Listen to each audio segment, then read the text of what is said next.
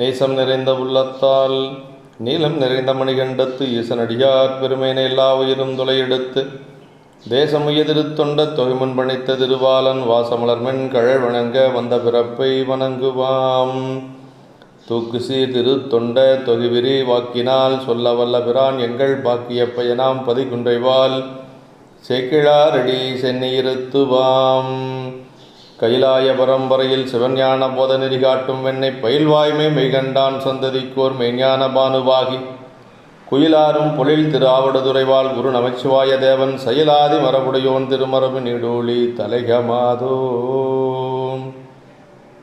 எல்லாம் வல்ல பெருமான் அருந்தரும் பன்னார் மொழி அமர் திரு நாவுடையாருடைய திருவடிகளை வணங்கி எம்பெருமக்கள் நாயன்மாருடைய பொன்னார் திருவடி தாமரைகளை மனம் மொழி மெய்களாலை வணங்கி உரையாசிரி சிவக்கமையாவுடைய திருவடிகளை நேர நினைந்து அடியனுடைய ஞானாசிரிய பெருந்தகையார் திருவடி தாமர்களை மனமொழி மெய்களாலை வணங்கி திருவாடுதுறை குருமகா சன்னிதானங்களுடைய பொன்னார் திருவடி தாமர்களை முக்கரணங்களாலை வணங்கி அமைகின்றேன். அன்பார்ந்த சிவனேஸ்வரர்களே, இன்று பங்குனி மாதம் பூச நட்சத்திரம் எம்பெருமான் முனையடுவார் நாயனார் குருபூசை திருநாள்.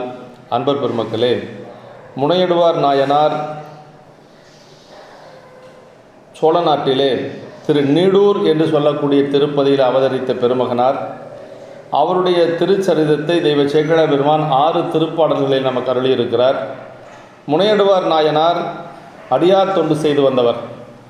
அடியார் தொண்டு எப்படி செய்து வந்தார் என்று சொன்னால், போரிலே தோற்றிருக்கக்கூடிய வலிமை குன்றி போரிலே தோற்றவர்களுக்காக இவர் சென்று நடுநிலைமையில் நின்று, அவரிடத்திலே நியாயம் இருக்கும் என்று சொன்னால், அவரிடத்திலே தர்மம் இருக்கும் என்று சொன்னால், அந்த நடுவு நிலைமையில் நின்று இவர் போரிலே வெற்றி பெற்று அதற்காக அவர் பெற்ற கூலியை கொண்டு அடியார்களுக்கு அமுது செய்வித்து பல திருப்பணிகள் செய்து வந்தவர் நம்முடைய நாயனார். அவருடைய திருச்சரிதத்தை நம்முடைய திருத்தொண்ட தொகை ஆசிரியர் நமக்கு அருளுகின்ற பொழுது அறை கொண்ட வேல் நம்பி முனையிடுவார் கடியேன் என்று சொல்லுகிறார். அறை கொண்ட வேல் நம்பி என்று சொல்லுகின்ற பொழுது, அதாவது வெட்டி வீழ்க்கும் தன்மையுடைய படைகளை ஏந்திய சிறந்த ஆண்மகனாராகிய முனையிடுவார் நாயனாருக்கு அடியேன் என்று சொல்கிறார். நம்பி என்று சொன்னால் ஆண் மக்களில் சிறந்தவன் என்று சொல்லி பொருள். ஆண் மக்களில் சிறந்தவர்கள் ஒரு சில நாயன்மார்களை மட்டும்தான் நம்பி என்று சொல்லி சுந்தரமூர்த்தி சாமிகள் போற்றுவார். ஒரு நம்பி அப்பூதி அடியார்க்கு அடியேன் என்று சொல்லுவார். இப்படி சில அடியார்களை மட்டும் நம்பி என்று சொன்னால் ஆண் மக்களில் சிறந்தவர்கள் என்று சொல்லி பொருள். வகைநூல் ஆசிரியர் நம்முடைய நம்பியாண்டார் நம்பிகள் திருத்தொண்டர் திரு அந்தாதியிலே நமக்கு அருளுகின்ற பொழுது ஒரே திருப்பாடலில் சரிதத்தை சுருக்கமாக சொல்லுகிறார். அந்த பாடல், என்று விளம்புவர் நீடூர் அதிபன் முனையடுவோன் என்றும் அமருள் அழிந்தவர்க்கா கூலி ஏற்று எறிந்து வென்ற பெருஞ்செல்வமெல்லாம் கனகனன் மேறு என்னும் குன்று வளைத்த சிலையான் தமர்க்கு கொடுத்தனனே என்று விளம்புவர் நீடூர் அதிபர் என்று சொல்லி திரு நீடூரில் அவதரித்த தலைவராக இருக்கக்கூடிய முனையடுவார் நாயனார் அவர் போரிலே வலிமையின்றி தோற்றவர்களுக்காக என்னாலும் கூலி ஏற்றுக்கொண்டு சென்று அவரது மாற்றாரை வென்று, அந்த அவருடைய எதிரியாக இருக்கக்கூடியவர்களை வென்று அப்படி ஈட்டிய அந்த பெரும் செல்வங்களை எல்லாம் அவர் எதற்காக பயன்படுத்தினார் என்று சொன்னால், மேரு என்னும் குன்றத்தை விளைத்த வில்லாக உடைய சிவபெருமானுடைய அடியவர்களுக்காக கொடுத்தனன் என்று சொல்லி, அது அவர் எப்படி செய்தார் என்று சொன்னால், நடுவு நிலைமையில் இருந்து என்று சொன்னார். அமருள் அழிந்தவர்க்காக, போர் வலிமையின்மையால் தோல்வியுற்றவர்களுக்காக அந்த எளியார் பக்கம் சேர்ந்து உதவுவது என்று சொல்வது ஒரு தர்மம். அதாவது வலிமை இல்லாமல் ஆனால் அவர்களிடத்திலே நியாயம் இருக்கிறது, அவரிடத்திலே தர்மம் இருக்கிறது என்று சொன்னால் அவர்களுக்காக நாம் சென்று உதவுவது ஒரு தர்மம் என்று சொல்லி சிவப்புனி அவர்கள் உரையிலே சொல்லுகிறார். அப்படி அதன் மூலமாக வெற்றி பெற்று கூலி பெற்று அந்த கூலியை கொண்டு அடியார்களுக்கு அவர் திருப்பணிகள் செய்திருக்கிறார். அது நடுநிலையோடு அந்த தர்மத்தோடு அந்த பணியை செய்து கொண்டிருந்தவர் நம்முடைய நாயனார் என்று சொல்லுகிறார். நம்முடைய விரிநூல் என்று சொல்லக்கூடிய தொன்ற புராணத்திலே முதல் பாடல் சொல்லுகின்ற பொழுது, மாறுகடிந்து மண்காத்த வலவர் பொன்னி திருநாட்டு நாறு விரைப்பும் சோலைகளின் நனைவாய் திறந்து பொலி செலுந்தேன் ஆறு பெருகி வெள்ளம் இடுமல்லல் வயலின் மல்லருளும் சேரு நறுவாசம் கமலும் செல்வ நீடோர் திருநீடோர் மாறுகடிந்து மண்காத்து என்று சொல்ல. அப்படின்னா அதாவது பகைமையை வென்று உலகனை காக்கும் சோழர்களது காவிரிவாயும் திருநாட்டில், சோழர்கள் என்று சொன்னாலே வெற்றியிலே சிறந்தவர்கள் சோழர்கள் என்று சொல்லுவார்கள். அப்படி பகைமையை வென்று இந்த உலகத்தை காத்த சோழர்களது காவிரி பாயக்கூடிய திருநாட்டிலே கமல்கின்ற மனமுடைய சோலைகளின் மலர் அரும்புகள் விரிந்து பொலிகின்ற அதாவது சோலைகள் சோழ நாட்டிலே அந்த சோலைகளிலிருந்து மலர்கள் எல்லாம் விரிகிறது. அந்த மலர்கள் விரிகின்ற பொழுது அந்த மலரில் இருக்கக்கூடிய தேனெல்லாம் அப்படியே கீழே வழிந்து அந்த நீரோடு சென்று வயல்களிலே பாய்கின்ற பொழுது அந்த ஆற்றினுடைய வழியை பெருக்கெடுத்து அந்த வெள்ளத்தினால் சேறு செய்த வயலில் உழவர்கள் உழுகின்ற பொழுது, ஏன்னா வயலிலே நல்ல விளைச்சல் வர வேண்டும் என்பதற்காக உரங்கள் எல்லாம் போடுவார்கள். அந்த வாசனையை அடக்கி இந்த தேன் அதில் பொலிந்திருக்கிறதுனால நறுமணம் கமழ்ந்தது என்று சொல்லி சேக்கிழார் பெருமான் இதில், அதாவது ஆறு பெருகி வெள்ளமிடும் அல்லல் வயலின் மல்லர் உளும் சேரு நறு வாசம் கமலும் செல்வ நீடூர் திருநீடூர் என்று சொல்லி அந்த தேன் அந்த நீரோடு கலந்து வயலிலே பாய்வதனாலே அந்த வயலில் இருக்கக்கூடிய அந்த நாற்றம் கூட நறுமணமாக கமழ்ந்தது என்று சொல்லி சேக்கிழார் பெருமான் இந்த இடத்திலே நமக்கு அந்த ஊரினுடைய சிறப்பை, நாயனார் அவதரித்த அந்த நீடூர் என்று சொல்லக்கூடிய அந்த பதியினுடைய ஒரு சிறப்பை நமக்கு இதில் போற்றுகின்றார். மண் காத்த என்று சொன்னால் அரசாலும், அதாவது சோழர்கள் அரசாண்ட ஒரு பதி. செல்வம் நீடூர் திருநீடூர் என்று சொல்லி, அதாவது செல்வம் மிக்க ஒரு நீடூர் என்று சொல்லி சொல்லுகிறார். அப்படின்னா நல்ல ஒரு நகர சிறப்பு, அந்த மக்கள் எல்லாம் அங்கே நல்ல ஒரு செல்வ நிலையோடு இருந்திருக்கிறார்கள் என்று சொல்லி இப்படி சொல்லுகிறார். அதாவது நம்முடைய நாயனாருடைய ஊர்களை சொல்லுகின்ற பொழுது, அவர் அவதரித்த பதிகளை சொல்லுகின்ற பொழுது சேக்கிழார் பெருமான் ரொம்ப உயர்வாக சொல்வார்.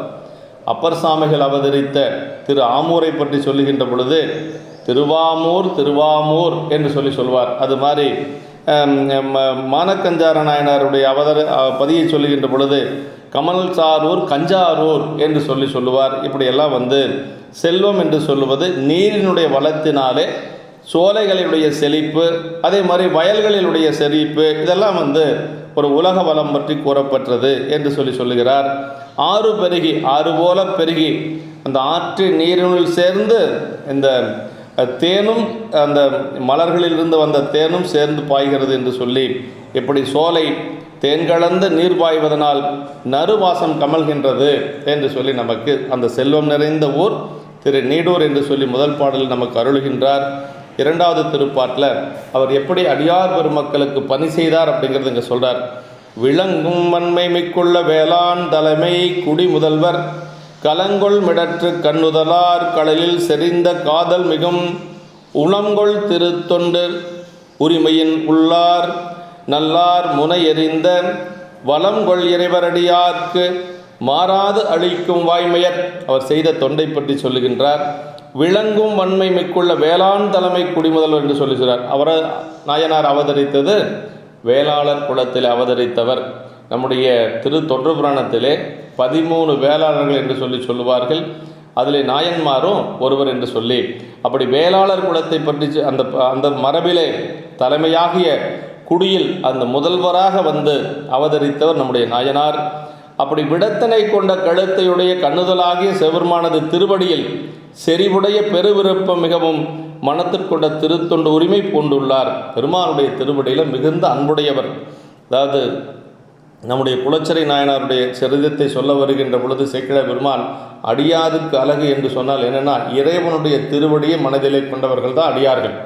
குறியில் 4 குலத்தவராயினும் நெறியில் அக்குலம் நீங்கினராயினும் அறிவில் சங்கரருக்கு அன்பர் எனப்பெறில் செறிபுறப் பணிந்தேத்திய செய்கையார் என்று சொல்லி அந்த திருச்சரிதத்தில் குலச்சிறை நாயனார் எப்படி பணி செய்தார் என்பதை சேக்கிழார் பெருமான் நமக்கு அருளுகின்றார். அதில் என்ன சொல்றார்னா, அறிவில் சங்கரருக்கு அன்பர் எனப்பெறில் என்று சொல்லி, அப்போ இவர் எப்படிப்பட்டவர் அப்படின்னா, உலங்கொள் திருத்தொண்டு உரிமையின் உள்ளார் அப்படின்னார். கலங்கொள் மிடற்று கண்ணுதலார் கடலில், அப்போ கண்ணுதல் பெருமானுடைய திருவடியில் செறிந்த காதல் மிகும் உலங்கொள் திருத்தொண்டனர், அப்படி மிகுந்த அன்பையுடையவர் என்று சொல்லி தம்பிரானை தன் உள்ளம் தலியவன் என்று சொல்லி நம்பிகளை பற்றி உபமன்யு முனிவர் சொல்வார். அதே போல நம்முடைய அப்பர் சாமிகளை பற்றி சேக்கிழார் பெருமான் சொல்லுகின்ற பொழுது என்ன சொல்றாருன்னா, அதாவது நாயகன் சேவடி தைவரும் சிந்தையும் என்று சொல்லுவார். அப்படி இறைவனுடைய திருவடியை தன்னுடைய நெஞ்சிலே வைத்து போற்றி கொண்டிருந்தவர் உலங்கொள் திருத்தொண்டு உரிமையின் உள்ளார் என்று சொல்லி, அப்படிப்பட்ட நாயனார் நல்லார் முனையறிந்த வலங்கொள் இறைவரடியாருக்கு அவர் என்ன செய்வார் அப்படின்னா, அவருடைய தொண்டை சொல்றாரு, நட்பில்லாதரை போரில் வென்றதனால் வரும் வளங்களாகிய அந்த ஊதியத்தினை கொண்டு அந்த போரிலே வென்று அதன் மூலமாக வரக்கூடிய அந்த கூலியை கொண்டு என்ன செய்வார் அப்படின்னா, இறைவரின் அடியார்களுக்கு மாறாமல் அளிக்கும் வாய்மையினை உடையவராய் அத்தனை செல்வங்களையும் அவர் பெருமானுடைய அடியார்களுக்காக அவர் செலவிட்டார், அவர்களுக்கு பணி செய்வதற்காக பயன்படுத்தினார் என்று சொல்லி இந்த திருப்பாடலை நமக்கு சேக்கிழார் பெருமான் நமக்கு அருளுகின்றார். இந்த பாட்டில் வேளாளர்களை பற்றி சொல்லுகின்ற பொழுது வேளாண் தலைமை குடி என்று சொல்லுகிறார். வேளாளர்களை பற்றி நமக்கு நம்முடைய ஆக்கூர் தேவாரத்திலே ஞானசம்பந்த பெருமான் அருளுகின்ற பொழுது வேளாளர் என்றவர்கள் வல்லன்மையால் மிக்கும் தாளாளர் என்று சொல்லுவார். வல்லன்மையிலே சிறந்த மக்கள் வேளாளர்கள் என்று சொல்லுவார். அதுவும் திருக்குறிப்பு தொண்டைநாயனாருடைய புராணத்தில் அந்த தொண்டை நாட்டு வேளாளர்களை பற்றி சொல்லுகின்ற பொழுது பலவாறு சேக்கிழார் பெருமான் போற்றி சொல்லுவார். அதிலே பழையனூர் வேளாளர்களை பற்றி சொல்லுகின்ற பொழுது அவர்கள் சொன்ன அந்த ஒரு வாக்கை காப்பாற்ற முடியவில்லை என்பதற்காக 70 பேரும் ஒருங்கு சேர்ந்து தீப்புகுந்த அந்த வரலாற்றை நமக்கு பழையனூர் நீலிகதையை வைத்து நமக்கு சேக்கிழார் பெருமான் அருளுகின்றார். இப்படியெல்லாம் வேளாள பெருமக்கள் எப்பொழுதும் வாய்மை தவறாதவர்கள், அவர் நடுநிலையிலே நின்று அவர்கள் தொண்டு செய்தவர்கள் என்று சொல்லி இப்படியெல்லாம் அவர்களுடைய பெருமை நமக்கு சொல்லப்படுகிறது. அது அதில் வேளாண் தலைமை குடி என்று சொல்லக்கூடிய அப்படிப்பட்ட வேளாள மரபிலே பல குடிகள் இருந்தாலும் அதிலே தலைமை பெற்ற குடியில் முதன்மை பெற்றவர் என்று சொல்லுகிறார். அப்படி காதல் மிகும் உலங்கொள் திருத்தொண்டு பெரு விருப்பத்தினை மனத்திற்கொண்டு செய்யத்தக்கது. திருத்தொண்டு செய்தால் போதாது, எப்படி செய்யணும்னா காதல் மிகும் உலங்கொள் திருத்தொண்டு, இறைவனுக்கு தொண்டு செய்தாலும் சரி, அவன் அடியார்களுக்கு தொண்டு செய்தாலும் சரி, அன்போடு செய்யணும். அதான் ரொம்ப முக்கியம். ஏன்னா தொண்டு செய்வது அப்படிங்கிறது ஒரு சிறப்பு, அது அன்போடு செய்வது மண்டு காதலின் ஆதனத்திடை வைத்து என்று சொல்லி இளையான்குடி மாறநாயனார் புராணத்தில் வரும். மண்டு காதல்னா இடையறாத அன்பு, பெருமானிடத்தில் அன்போடு அவன் அடியாரிடத்தில் அன்போடு தொண்டு செய்ய வேண்டும் என்று சொல்லுகிறார். திருத்தொண்டு உரிமையின் உள்ளார் என்று சொல்லி திருத்தொண்டினை தமது உரிமையாக கொண்டவர், அதாவது தொண்டு செய்வதையே உரிமையாக கொண்டவர். அப்படின்னா எப்பொழுதும் அவர் தொண்டு இல்லாமல் இருந்ததே இல்லை என்று சொல்லக்கூடிய அளவுக்கு நாயனார் தொண்டு செய்து கொண்டு அப்படி அடியார்களுக்கு தொண்டு செய்து கொண்டு வந்தவர் நம்முடைய முனையடுவார் நாயனார் என்று சொல்லுகிறார். அடுத்த திருப்பாடல்ல மாற்றார் கமரில் அழிந்துள்ளோர் தம்பால் மாநிதியம் மாற்றும் பரிசு பேசினால் அதனை நடுவு நிலை வைத்து கூற்றும் ஒதுங்கும் மால் வினையால் கூலி ஏற்று சென்று எறிந்து போற்றும் வென்றி கொண்டு இசைந்த பொன்னும் கொண்டு மன்னுவார். அப்படி அவர்கள் பகைவர்களுக்கு தோற்றவர்கள் இப்போ ஒரு 2 பேர்த்துக்கு சண்டை நடக்கிறது, வலிமையானவர் வென்று விடுகிறார், அதில் வலிமை குன்றியவர் தோற்று விடுகிறார். அப்படி இருக்கின்ற பொழுது தோற்றவர் பக்கம் நியாயம் இருந்தால் தோற்றவர்கள் பக்கம் அவர் நடுவு நிலைமையிலிருந்து பார்ப்பார் நாயனார். தோற்றவரிடத்திலே தர்மம் இருந்தது என்று சொன்னால் அவருக்காக சென்று அந்த வென்றவரை போரில் அழைத்து அந்த கூலியை கொண்டு அவர் அடியார் பெருமக்களுக்கு பணி செய்தார் என்று சொல்லுகிறார். அப்படி யாவரும் போற்றும் வெற்றியினை அடைந்து இசைந்த கூலியாகிய பொன்னையும் கொண்டு நிலைபெற வாழ்ந்து வருகிறார் நம்முடைய நாயனார். அப்படி நிலை பெற்று இருந்து வருகிறார். கூற்றும் ஒதுங்கும் ஆழ்வினை என்று சொல்லி இந்த பாட்டில் சொல்கிறாருங்க. அதாவது கூற்றும் ஒதுங்கும் ஆழ்வினை அப்படின்னா, அதாவது கூற்றுவன் எவ்வகை வழியாரையும் உயிர் பிரித்தலில் வல்லவன். யமன் என்று சொல்லக்கூடிய கூற்றுவன் எவ்வளவு வலிமையாக இருக்கிறவர்களாக இருந்தாலும் அந்த உயிரை பறிப்பதிலே அவன் வல்லவன்.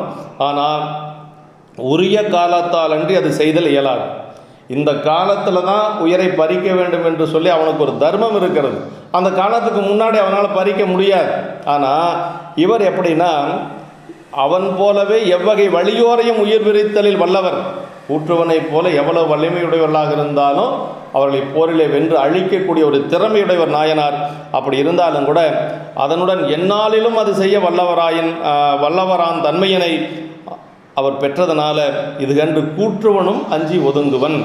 ஏன்னா கூற்றுவன் கூட அந்த காலத்தில் தான் அழிக்க முடியும் யாரையும். ஆனால் நாயனார் அப்படி அல்ல. எந்த நேரத்திலையும் எவ்வளவு வலிமையுடையவர்களாக இருந்தாலும் தன்னுடைய வலிமையின் மூலமாக அவரை வென்று அவர்களை அழிப்பதனால கூற்றுவன் கூட அஞ்சக்கூடிய அளவுக்கு வலிமையுடையவர் என்று சொல்லி நாயனாரை இங்கே இது கண்டு கூற்றுவனும் அஞ்சி ஒதுங்குவன் என்பதாம் என்று சொல்லி ஊலையும் உம்பக்கம் காண்பர் உலைவின்றி தாளாது ஞற்றுபவர் என்று சொல்லி வள்ளுவப் பெருமான் சொல்லுவது போல இப்படி கூற்றுவனே அஞ்சக்கூடிய அளவுக்கு அவர் நல்ல ஒரு வீரமுடையவர் என்று சொல்லுகிறார். இசைந்த பொன் கூலியாக இசைந்த நிதியத்தை கொண்டு என்று சொல்லுகிறார்.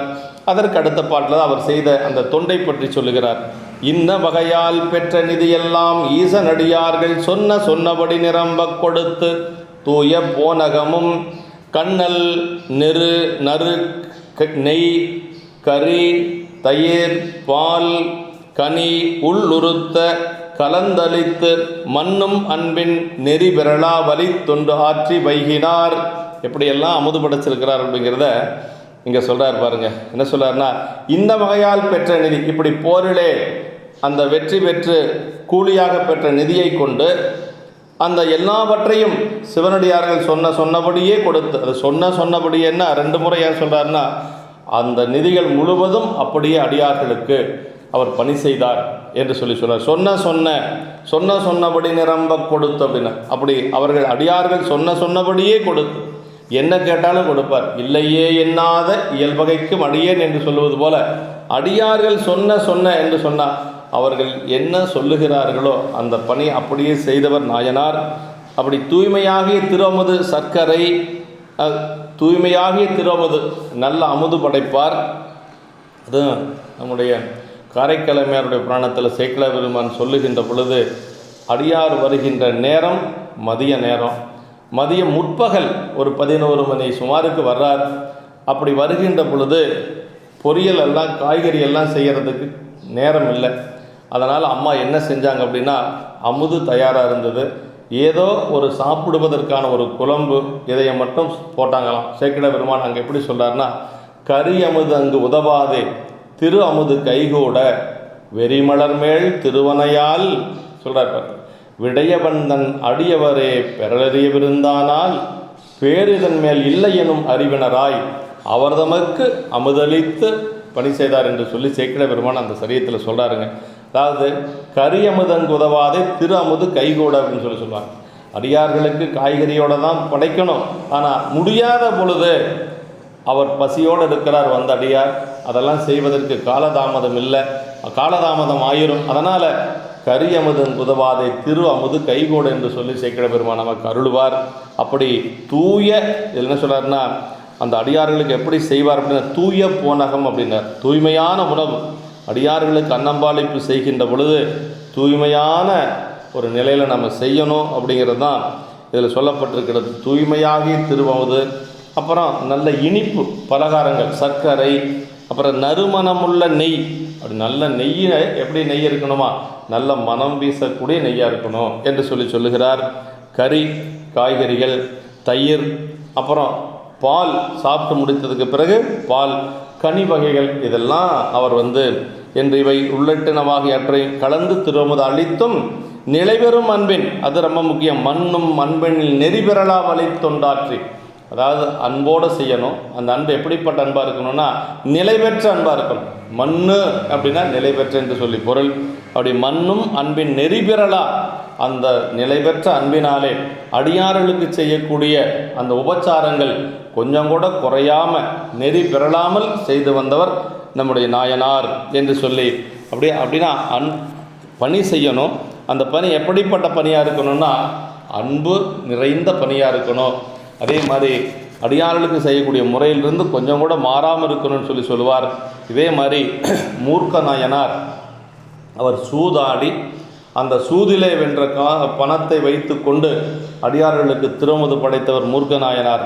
அப்படி மூர்க்க நாயனார் எப்படி அமுது படைத்தார் அப்படிங்கிறது சேக்கிழ பெருமான் நமக்கு சொல்லுகின்ற பொழுது, தூய அடிசில், இதே மாதிரி தான் தூய திருவமுது, அங்கே தூய அடிசில் நெய் கண்ணல் சுவையின் கரிகளவை அமைத்து மேய அடியாதமை போற்றி விருப்பால் அமுது செய்வித்து ஆய பொருளும் அவர் வேண்டும்படியால் உதவி அன்பு மிக ஏயுமாறு நாள்தோறும் இணைய பணி செய்து இன்புற்றார்.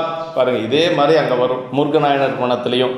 அவர் சூதிலே வென்று அதிலே வந்த அந்த நிதியை கொண்டு அடியார்களுக்கு எப்படியெல்லாம் பணி செய்திருக்கிறார் அப்படின்னா, அது மூர்க்கநாயனார் எல்லா அடியார்களும் உண்டதுக்கு பிறகு தான் அவர் கடைசியாக சாப்பிடுவாராம். அது மாதிரி ஒரு நியதி அவருக்கு உண்டு.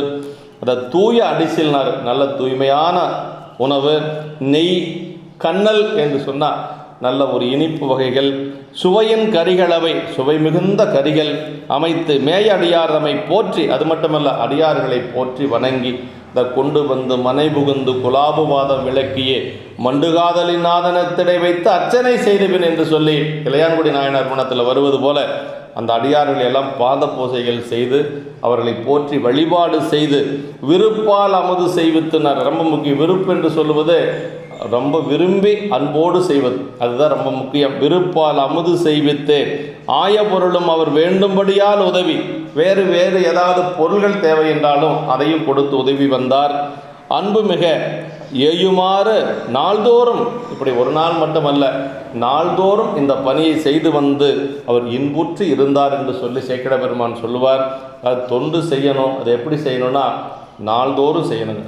தொண்டானாருக்கு எந்நாளும் சோரளிக்கும் அண்டார் பூந்தாரான் மனையில் உள்ளார் என்று சொல்லி சிறு தொண்ட நாயனாரோட குணத்தில் கைலையில் இருந்து வந்த பெருமான் அங்கே வந்து அப்படி கேட்பார், தொண்டனாருக்கு எந்நாளும் சோரளிக்கும் அண்டார் பூந்தாரன் என்று சொல்லி அந்த சரீரத்தில் சொல்லுவார். அது மாதிரி அந்த தொண்டை எப்படி செய்தார்கள் என்று சொன்னால் இடையறாது செய்தார்கள். நம்முடைய நாயன்மார்கள் எல்லாம் அந்த கொண்ட ஒரு கொள்கையில் அந்த உரைப்பிலே நின்ற பெருமக்கள் நம்முடைய நாயன்மார்கள். திருத்தொண்டின் உரைப்பாலே வென்றவர்தன் பெயரோ வேறொரு பெயர் என்று சொல்லி அப்போது நாயனாருடைய புராணத்திலே நமக்கு சேக்கிழ பெருமான் அருளுகின்றார். இப்படி தொண்டு செய்து வருகிறார்.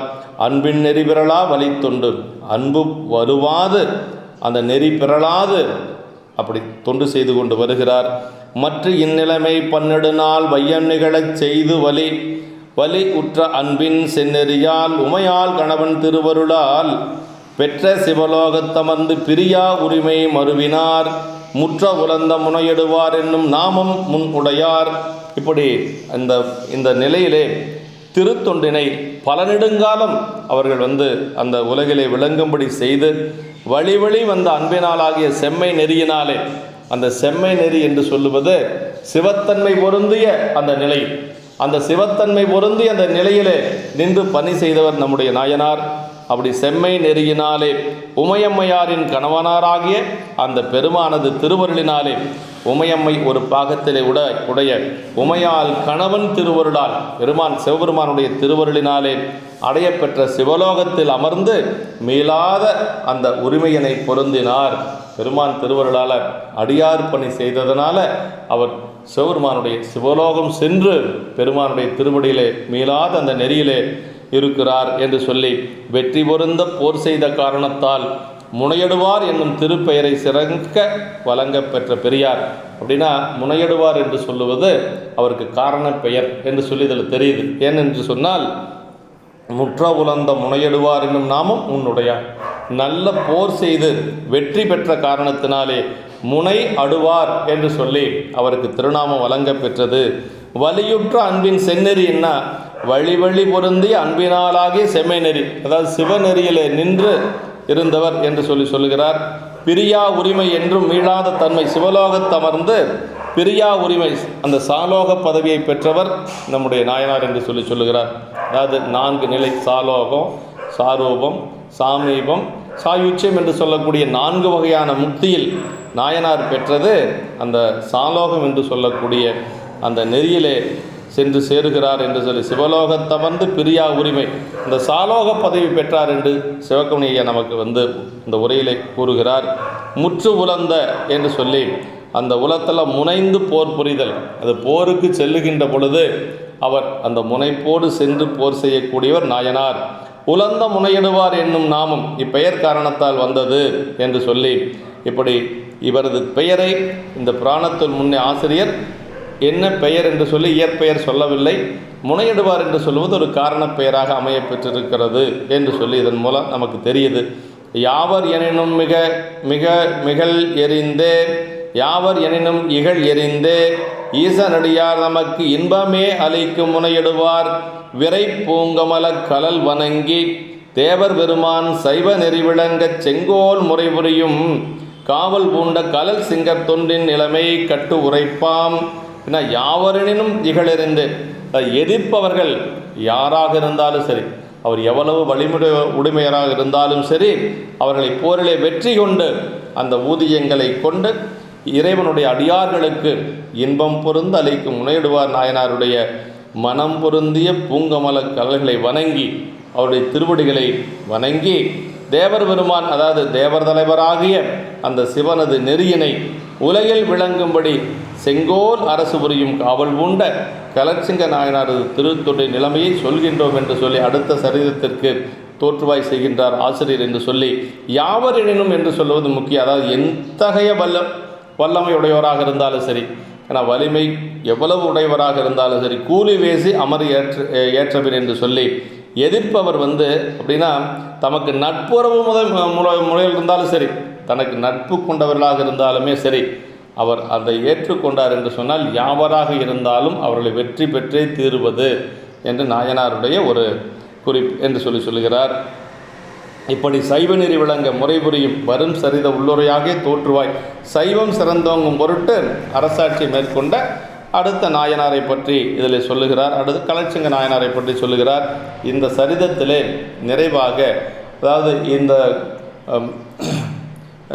நம்முடைய சுந்தரமூர்த்தி சாமிகளை வைத்து போற்றி இருக்கிறார் நம்முடைய தெய்வ சேக்கிழார் பெருமான். ஒவ்வொரு சருக்க நிறைவிலும் நாயனாரை பற்றி 10 இடங்களிலே அவருடைய நாயனாருடைய நம்முடைய சுந்தரமூர்த்தி சாமிகளுடைய பெருமைகளை பேசுவார்கள். அதே மாதிரி இதில் ஆரூரன் ஆரூரில் அம்மானுக்காலே என்று சொல்லுவது, அதாவது இதில் திருத்தொண்ட தொகையில் சொல்லுகிறார், ஆரூரில் அம்மானுக்காலே, ஆரூரனாக யான் திருவாரூரில் அம்மானுக்கு ஆளானேன் என்று சொல்லுகிறார். அதற்கு திருத்தொண்டர் திரு அந்தாதி ஆசிரியர் சொல்லுகின்ற பொழுது, கொடுத்தான் முளைகொள் பிள்ளைக்கு உயிர் என்று புக்கொலியூர் தொடுத்தான் மதுரகவி அவிநாசியை வேடர் சுற்றம் படுத்தான் திருமுருகன் பூண்டியினில் பராபரத்தேன் மடுத்தான் அவன் என்பர் வன் தொண்டனாகின்ற மாதவனே. மாதவன் என்று சொல்லுகிறார். வன் தொண்டரை பற்றி சொல்லுகின்ற பொழுது, மாதவர் நிறைய தவம் செய்தவர், சாரும் தவத்து சங்கிலிகள் மேருவரையின் மேம்பட்ட தவத்தான் என்று சொல்லி சிவபெருமானே சங்கிலி நாச்சாரிடத்திலே சுந்தரர் மிகுந்த தவமுடையவர் என்று சொல்லுவார்.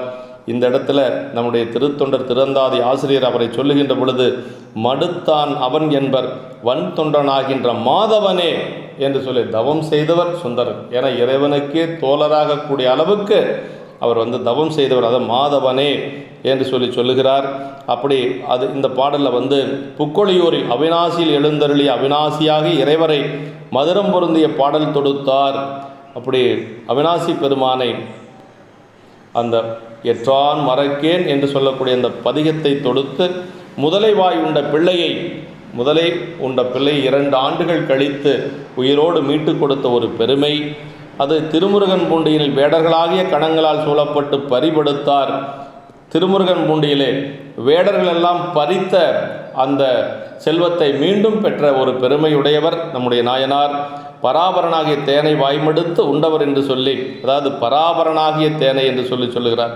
இப்படி இறைவனுடைய திருமுருகன் பூண்டி திருப்பதிகத்தில் தோழமை திறத்தால் இறைவரை அனுபவித்த சுவை இங்கே பராபரத்தேன் படுத்தான் என்று சொல்லி பெருமானை தோழராக இருக்கிறதுனால எத்துக்குங்கிருந்தீர் எம்பிரானீரே என்று இறைவனை சுவைபட, சாமி இங்கே என்ன சாமி, இங்கே எதுக்காக சாமி இருக்கிறீங்க, வேடர்கள் நிறைந்த இந்த திருமுருகன் பூண்டி இவர்கள் இங்கே இருக்கக்கூடிய இந்த இடத்துல இடுகன் உன்னுடைய மங்கை தன்னோடும் எத்துக்கு இந்த பெண்ணையோடு நீங்கள் இங்கே ஏன் இருக்கிறீங்க என்று சொல்லி அந்த சுவைபட அந்த திருப்பதிகத்தில் அருளியதை பராபரத்தேன் படுத்தான் என்று சொல்லி நமக்கு நம்முடைய அந்தாதி ஆசிரியர் அருளுகின்றார். தொன்ற புராணத்தில் சேக்கிழார் பெருமான் நமக்கு அருளுகின்ற பொழுது, செறிவு உண்டென்று திருத்தொண்டில் சிந்தை செல்லும் பயனுக்கும் குறியுண்டு ஒன்றாகிலும் குறை ஒன்றுமில்லோம் நிறையும் கருணையினால் வெறியுன் சோலை திருமுருகன் பூண்டி வேடர் வழிபறிக்க பரியுண்டவர் எம் பலவினை பேர் வரிப்பார் என்னும் பற்றாலே. அதாவது இந்த பாட்டில் செறிவு உண்டு என்று திருத்தொண்டில் சிந்தை செல்லும் பயனுக்கும் குறியுண்டு ஒன்றாகிலும் குறையொன்றுமில்லோம் நிறையும் கருணையினால் என்று சொல்கிறார். அதாவது இதில் புராணத்தில் சொல்லுகின்ற பொழுது, நிறையும் அருட்பெருக்கினாலே, இந்த நிறையும் கருணையினால், நிறைவான இறைவனுடைய அந்த அருட்பெருக்கினாலே மனமுடைய சோலை சூழ்ந்த திருமுருகன் பூண்டியின் வழியிலே வேடர்களால் பறிக்கப்பட்ட நம்பி யாரோரர் சேரமான் பெருமான் நாயனார் கொடுத்த செல்வத்தை கொண்டு அப்படியே அணைந்து வருகின்ற பொழுது அந்த திருமுருகன் பூண்டி வருகிறார். திருமுருகன் பூண்டி வருகின்ற பொழுது பெருமான் என்ன செய்கிறார்னா, அந்த வேடுவர்களை எல்லாம் வைத்து அந்த செல்வத்தை எல்லாம் பறித்து விடுகிறார். அப்படி வேடர்களால் பறிக்கப்பட்ட நம்பி ஆரூரர் அப்படி வேடர்களால் பறிக்கப்பட்ட நம்பி ஆரூரர் எமது பலைவினை மூலத்தை அடியோடு பறித்து விடுவர் என்று ஆதரவினாலேங்கிறார். அப்படின்னா அப்படி அவருடைய செல்வத்தை பெருமான் வேடுவர்களை வைத்து அந்த செல்வத்தை பறித்தார். என்னுடைய பலவினை என்று சொல்லக்கூடிய என்னுடைய வினைகளை எல்லாம் சுந்தரமூர்த்தி சாமியுடைய திருவடியை வணங்குவதனாலே என்னுடைய வினை வேர் என்று சொல்லக்கூடிய அந்த வினைக்கும் முன்னாக இருக்கக்கூடிய அந்த மூலம் மலம் என்று சொல்லக்கூடிய அதையவே அவர் பறிக்கக்கூடியவர் என அதையெல்லாம் நீக்கக்கூடியவர் என்று சொல்லி, இப்போ பெருமானை சுந்தரமூர்த்தி சாமிகளை வழிபாடு செய்தால் பிறவியற்று வீடு வேறு பெறலாம் என்று சொல்லி இதில் சொல்கிறாருங்க. பரியுண்டவர் எம் பழவினை வேர் பறிப்பார் என்னும் பற்றாலே. பலவினை என்று சொன்னால் நமக்கு இருக்கக்கூடிய வினைகள், அதுக்கும் மேலே இருக்கக்கூடிய மூலக்கண்மம் என்று சொல்லக்கூடியது. இப்படி நம்பிகளை வழிபட்டால் அது எல்லாம் நீங்கி பிறவியற்று வீடு வேறு பெறலாம் என்று சொல்லி இதில் சொல்லுகிறார். அப்படி செறிதலுள்ளதாகும் என்று திருத்தொண்டிலே மனம் செல்கின்ற பயனுக்கும் ஒரு குறிப்புண்டு. ஒன்றினாலும் குறைவு சிறிதும் இல்லோம் என்று சொல்லி, குறையொன்றும் இல்லை என்று சொல்லி, இல்லோம் என்று சொல்லி, இறைவனுடைய திருவருளினாலே நம்பிகளுடைய திருவடியை வணங்க பெற்றோம் என்று சொன்னால் நமக்கு பிறப்பு நீங்கும் என்று சொல்லி இந்த திருப்பாடலில் நமக்கு அருளியிருக்கிறார். பரியுண்டவர் பறிப்பார், தாம் பரியுண்டு பழகிவர் அப்பழக்கத்தால் பிறரை பரியுண்ண வைத்தல் எளிது என்று குறிப்புப்பட இந்த இடத்துல இந்த பாடலில் நம்பிகளுடைய திருவடியை வணங்க வேண்டும். அப்படி வணங்கினால் நமக்கு பிறப்பு நீங்கும் என்று சொல்லுகிறார். ஒன்றாகிலும் குறை ஒன்று இல்லோம் அப்படின்னு சொல்கிறார். அப்படின்னா இதில் ஒன்றாகிலும் குறியொன்று ஒன்றாகிலும் குறையொன்றும் இல்லோம் என்று சொல்லி, குறை ஒன்றும் இல்லோம் என்று சொல்லுகிறார். அப்படின்னா அதுவுமே அன்றி ஒன்றினாலும் ஒரு சிறிதும் குறைவில்லோம் என்று சொல்லுகிறார். ஆமாம், எற்றாலும் குறைவில்லை என்பர்கான் நெஞ்சமே என்று சொல்லி நம்முடைய நம்பிகள் சிதம்பர பதிகத்திலே, கோயில் திருப்பதிகத்திலே சொல்லுவது போல, அடியார்களுக்கு இன்பமே என்னாலும் துன்பமில்லை என்று சொல்லி அப்பர் சாமிகளும் பாடுவார். ஒன்றாகிலும் குறைவொன்று இல்லோம் என்று சொல்லி இந்த பாடலிலே அருளியிருக்கிறார் என்று சொல்லி, இப்படி நாயனார் சிவபெருமான் மேல் பேரன்பு உடையவர். நம்முடைய முனையிடுவார் நாயனார் போர்முனை எறிந்து பெற்ற நிதிகளையெல்லாம் சிவன் அடியார்களை திறமது ஊட்டினார். இவ்வாறு பன்னாள் தொண்டு செய்திருந்த சிவலோகத்தில் சேர்ந்து பிரியாது அந்த உரிமையை அடைந்தனர் என்று சொல்லி அவர் சொல்லுகிறார். கூலி பேசி பெற்று மாற்றார் போரின் மேல் செல்லுதலையும் நடுநிலை வைத்து ஆய்ந்து செய்தல் நீதி.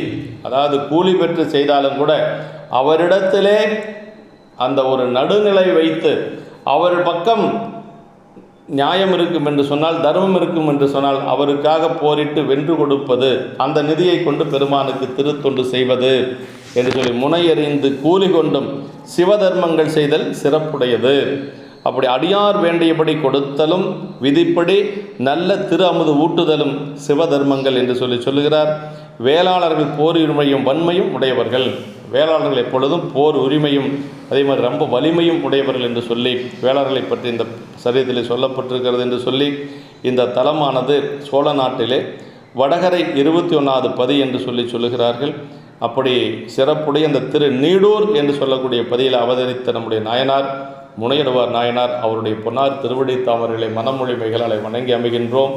என்றும் இன்பம் பெருகும் இயல்பினால் ஒன்று காதலித்துள்ளமும் ஓங்கிட மன்றுளார் அடியாரவர் வான்புகள் நின்றதெங்கும் நிலவி உலகலாம். திருச்சிற்றம்பலம்.